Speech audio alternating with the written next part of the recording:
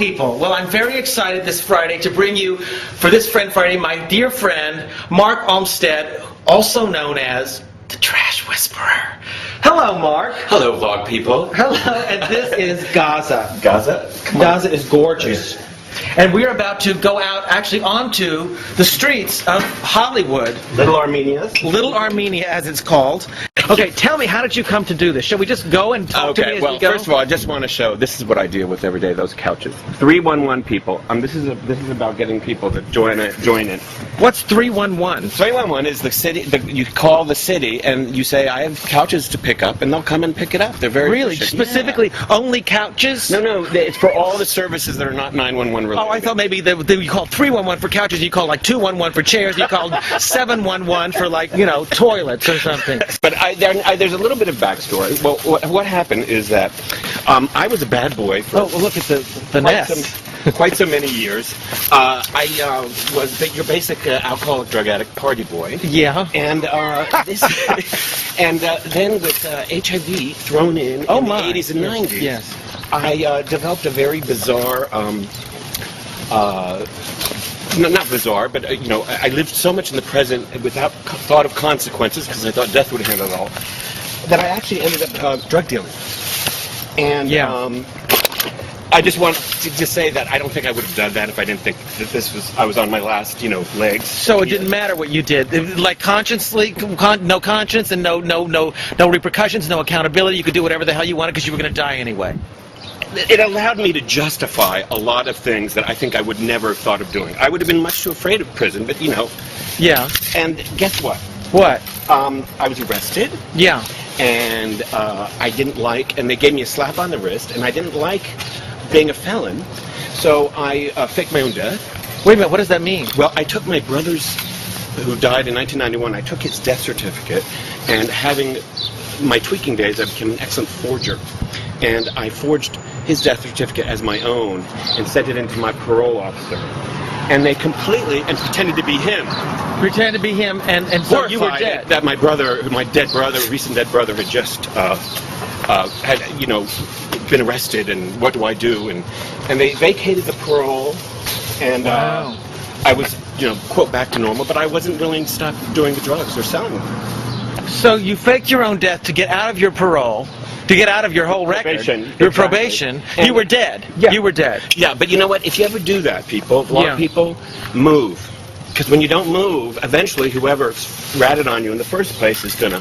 Well, they'll see you at the McDonald's or something, and then they'll be like, he's not dead. Trees, but they found out. Unless, of course, it was a twin sibling. Well, then we get into some screenplays. Yeah. You're very busy. You're so busy. Look at this. I'm exhausted. I'm kind of a busy, high-energy person, but I feel put to shame. Wait a minute. Summarize. Okay.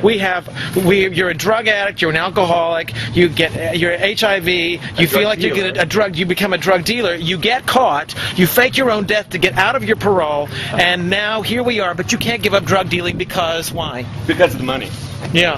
That's quite an addiction, especially when you've been living on very little. Yeah, okay. Anyway, 9.5 months in jail. I come out, my wonderful family. Wait a minute. How'd you get in jail if you got caught again? Yeah, I got ratted on twice. Okay. So somebody saw that you weren't dead. That's right. And they were pissed off about it. Probably the same person who ratted on me the first time. Yeah. And I have no idea who this is, but thank them. I have to thank them because some people like me, it takes prison. Yeah, so you were actually in prison. Yeah, I needed a near-death experience. To justify your faking your death experience? No, to get that I was going to live. Yeah. And HIV wasn't going to kill me, and that I could think like someone who had a future. Yeah. It's not good to think, I believe in living in the present, but you need to, a lot of things that only have payoffs in the long term, you'll only do if you plan ahead. So don't think too much in the present, you know what I mean? So, anyway, I get out, I do all the things that people do to stay sober. Yeah. All the right things. And if you don't know what they are, you can email me and I'll tell you. Okay. And I live in this neighborhood which is very trash-filled. And I'm walking around and with my dog every day and I'm thinking, this is grossing me out, this is pissing me off. Yeah. And what can I do about it? And I had one of those light bulb moments, which was very simple, which is like, well, you can always pick it up. It's very Right. interesting because my first reaction was like, what do you mean? Right. It's somebody else has done this. Yeah. Why should I have to do this? But my willingness to think outside the box. So every single day, every morning at 8 a.m., I walk the dog with my trash picker, and I keep Little Armenia beautiful. You do. And Yes. I wonder how much trash you have picked up in your time. I also do Griffith Park, where Yes. you take the dogs. Yeah. Did you notice in the past few years it's gotten a little cleaner? Is that you? It is you, isn't That's me, it? baby. Isn't that wonderful that you know that you can make that difference? Talk about doing something wonderful for somebody. You're doing something anonymously for an entire community. Let me tell you, people, and this is an easy reach trash picker. You can get it in your arm. To know at the end of the day, when I go to sleep, that I've managed to find something that has no downside at all. Right. Whatever my motivations are. I mean, because frankly, sometimes, I don't know if I'm doing it to save the oceans, because it's the lowest form of celebrity and I can find in Los Angeles. To be the trash whisperer. Listen, attention is attention. You do know that I'm standing in the middle of the street, and as you pick up all this stuff, I could be hit by a car, and then you'd be like the dead whisperer, because then you'd have to pick up my body from the street. I know, Could but we wouldn't it be a great possibly way to cross the go, street? Sam? Not really. I don't want to die on Hollywood Boulevard somewhere with a bunch of trash around me. What do you do about large pieces, like pieces of a chair like that? What do you do with that? Sometimes, one thing I didn't mention, this is interesting. Well, it's not that interesting. Don't touch it. Don't a log of some kind. The thing is that people really do look at me a bit in this neighborhood like I'm a Martian, and it's very interesting to have gotten past caring. It's like, wow, what people think about me is really not what I'm about. Oh, see, now, is that considered trash or information that you just picked off the thing? Oh, listen, this is a really bugaboo of mine. These should be illegal.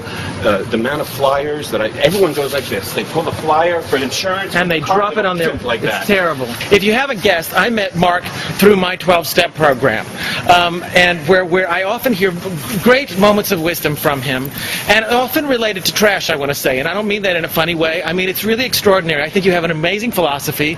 I think that you're doing something really important, not only for the community, but for yourself.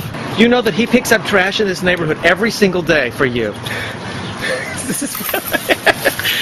This is what I'm doing. I'm sure she has appreciation on some level. I'm positive she does. Yeah, Sometimes. she's walking away right now. She's like, what a great man. What one woman did, it's this very elderly Armenian woman, and she grabbed me and she goes, "You are doing God's work." Well, see. Was that? Yeah, sometimes it happens, and it makes me just ecstatic. And It's some true. people do say really nice things. It's not a complete, but mostly that's what I get. You're doing it for the community, but you're doing it for you. It cleans your soul.